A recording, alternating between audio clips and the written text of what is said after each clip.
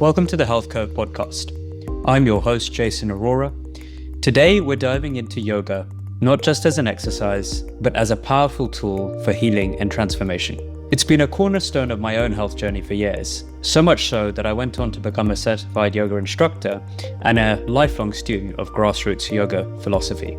My guest today is Val Sklar Robinson, founder of Hot Yoga Pasadena and a longtime student of Bikram-style, the controversial founder of the hot yoga style, now more commonly known as 26+2 yoga.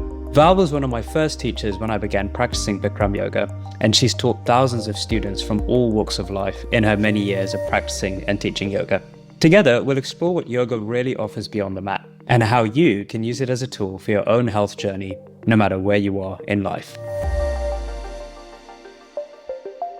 I started doing yoga because I was experiencing low back pain. I was holding a lot of tension, I think, in my body. A lot of time sitting at a desk. The pandemic, eating, even though I was lifting heavy weights like I'd always done and doing high intensity interval training, powering through everything, through life and through my workouts and everything else, my body started to tell me that I needed something different. I did my first foray into 26+2 in London over the summer, I think, of 2022. This is after I'd done power vinyasa for a couple of years. And that was the best thing I did for my body alignment. It helped reset my body, almost like melting it. If it's metal, you sort of melt it and then you reform your body as it naturally is supposed to be. That's what I found about 26+2 yoga. And then I found your studio, I think, when I came back from that trip.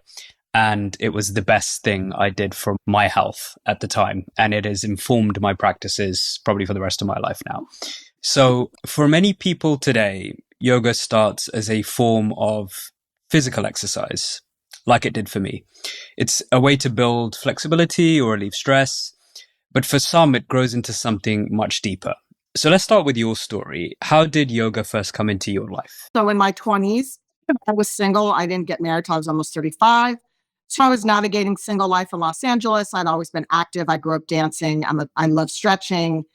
When I went to the gym and was doing kind of that sort of thing, there was a big thing in the 90s called step aerobics. That was kind of fun. But I had this great career. I traveled a lot when I was in the wholesale shoe business and went to New York 4 times a year. And all these, really had a great life and stayed pretty healthy. I'd always been fairly fit, fairly thin. I've never been a huge athlete. But I had a terrible situation happen when I was in middle school where I broke my hip. It was this very rare situation that normally happens to no one who looks or is built like me.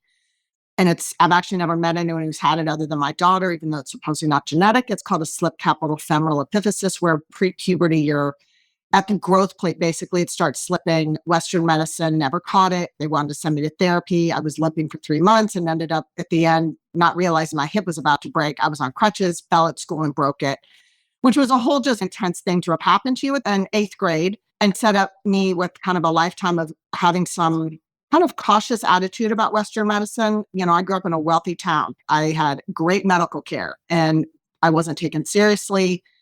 Doctors didn't take me seriously. And there was just a lot of things that happened in that kind of 2 weeks I was in the hospital that really kind of have informed my later life. That was my personal experience, not reading about it in a magazine or having parents with one political persuasion or another, but really just having my own experience with what happened. And at 13, I was told when I was old, which at 13 sounds like 50s, which I am now, I would have arthritis. What I didn't expect was that I would start having so many problems in my mid to late 20s.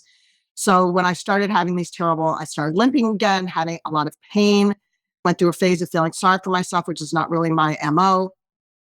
I was kind of doing research once again, going to visit fancy doctors. I was in Los Angeles. I went to very fancy doctors at Cedars-Sinai. Once again, excellent medical care. I had excellent insurance.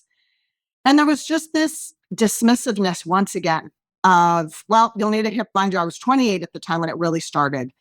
And for about 6 months, I was trying to figure this out and going to this great orthopedic office at Cedars-Sinai. And their attitude was, there's nothing you could do. You'll just need a hip replacement in 3 to 5 years, and here's 3 drugs. Mind you, this is the 90s. And it's amazing I'm not an opioid addict because they gave me like one of those and 2 other things. And it just didn't sit right with me. It just felt like, once again, what had happened when I was 13, when I had a serious problem and no one believed me. And I just didn't really like the idea of that 28, I was going to spend the rest of my life on serious drugs and that I would need this sort of surgery.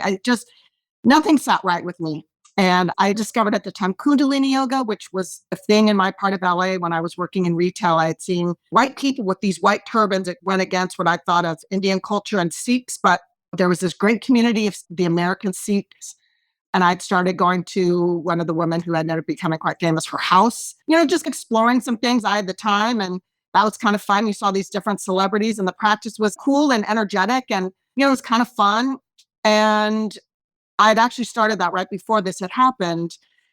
And right after that was when I was like, I think I need a yoga that's going to help my body, kind of like you mentioned. And it was just this random flying to Denver, Colorado, where I had to go on visit a couple retail stores for my shoe business at the time. I think I was working for Stuart Weitzman. Maybe it was Amalfi. I can't remember. And I stayed with my friend's parents who took me to my first Bikram yoga class when I was like, she's like, I'm going to go to yoga. Do you want to come? I'm like, yeah, I've got these hip problems. And she's like, well, this guy Bikram thinks this yoga helps with arthritis. And it was just unbelievable taking one class. This was so different. So when I came home to LA, Bikram's studio was 10 minutes from my house. And that's when I started going to the yoga. And we can go on and on just about this story. You could talk for days, but it was an unbelievably powerful experience because Bikram at that time, and yes, you can't talk about my story without talking about Bikram, and people can have an opinion about that. I'm just telling you my actual experience. In 1998, it was a stinky carpet in an upstairs studio in Beverly Hills over a furniture store. I mean, it was a huge room that fit about 100 people. There was a changing room with 2 showers. I mean, it was scrappy. And you had this diverse group of people, some who had been there since the late 70s with him, little daytime soap celebrities, 90210 celebrities. And there was no advertising. There was no social media. He didn't advertise anywhere. So it was a crazy thing to discover with a man just screaming at you. But I found it fascinating because what he was saying resonated with me. I mean, he literally told stories about when a doctor doesn't know what's wrong with you, they give you an itis. And that had been my actual experience in 8th grade. And what he showed me when I was avoiding certain postures that hurt is when you went into it gently with breath and with connection, it actually got rid of some of the pain. And by going to his classes regularly for about 6 months, the limp I had walked into that I'd been experiencing for about a year mostly went away. I think the sad thing is you also get so excited about the healing power of these sort of benefits. I actually believed I would never need a hip replacement. That's not the case. People can go the other extreme and think all they need is yoga and they never need to go to the doctor again, which isn't true. I did still need a hip replacement, but I put it off for 15 years, not 3 to 5. So this was kind of my experience. And from my Bikram yoga experience, I also dove in deep to a 6-year Ashtanga practice, which really pushes your body beyond natural range of motion, which is what Bikram yoga does. But I also found that there were limits with that as well, and that yoga can actually become quite injurious if you practice it without calm breathing and without connection, and think that you can just reframe beyond your genetic capability is also an important lesson to learn. And I think all of these experiences kind of combine to make me what I am today, which is really teaching anyone how to create connection and healing and breath, as I did with you, right? One of my favorite things is taking super smart, way smarter than me, clearly, super physically capable people like you, and still knowing like, I'm going to help you. I'm going to show you even more as much as you know. And I can't go into all the science the way you can. You have way more education, way more schooling. And I always joke and say, keep in mind, I have 0 medical training, no advanced degrees. I have a BA in psychology, which is nothing. I still believe I can help you. And maybe you can share. I believe that I did.